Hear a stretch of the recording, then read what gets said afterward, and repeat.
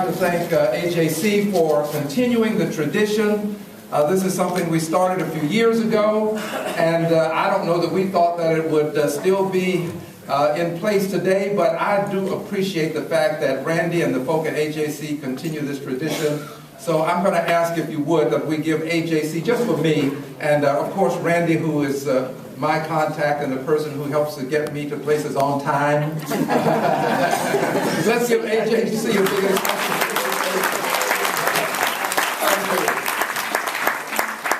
my comments will be somewhat brief, but I do want to share this with you. I have to say this. At a time of great turmoil, presidents have to do things. And sometimes the things that they do are not accepted by everyone. I remember a great president at a time of great turmoil when this country was being torn apart. It was a civil war. And this president decided that he would emancipate. He did it by a proclamation. A proclamation to emancipate. It has become known as the Emancipation Proclamation. And while it did not free the slaves, dear friends, it did lead to the 13th Amendment, which did free the slaves. So I thank God for Abraham Lincoln and his signing of the Emancipation Proclamation, because I'm not sure I would be standing here if not but for the Emancipation Proclamation. He led, and as a result of his leading, the 13th Amendment became law. Harry Truman, 1948, decided that he would integrate the military. There was such turmoil around it. You cannot imagine the turmoil. The Dixiecrats were born because Harry Truman decided to integrate the military. We look back today and we say, my God, why wouldn't he do that? What's wrong with integrating the military? It did not, in and of itself, lead to the desegregation of the broader society, but it was an integral part of it. And I thank God for Harry Truman and what he has done. Now, why am I saying all of this?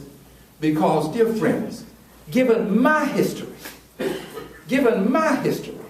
I hope nobody expects me to sign a bill or sign onto a bill that's going to load 11 million people on buses and then extricate them from this country. My history will not allow me to do that. My history says that I've got to support President Barack Obama and what he has done to give people a chance to come out of the shadows of life.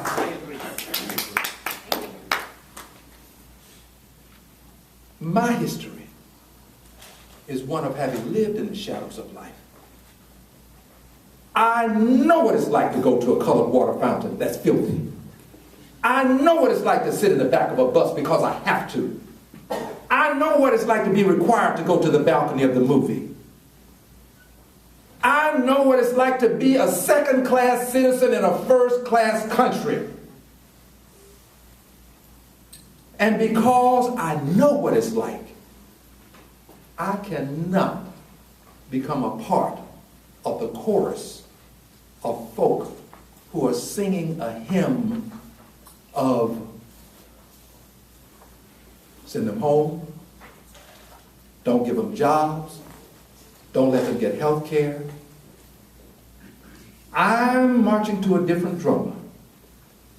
My history dictates that I be on the side of those who would give people that mean us no harm, that came to us because we wanted them to come. In the law, you'd be called an accessory. We wanted them to come, and they now have children who were born here. So, dear friends, I'm sorry I've taken up so much of your time with this issue, but I think that those who are mad at the president, it's okay. You can be mad at it. But I do believe this. I don't think God's going to be mad at it. I don't think God's going to be mad at the president for liberating the 4 to 5 million people that he will liberate from the shadows of life. And I want to thank you for being a part of America's Table today. America's Table is a table of brotherhood and sisterhood.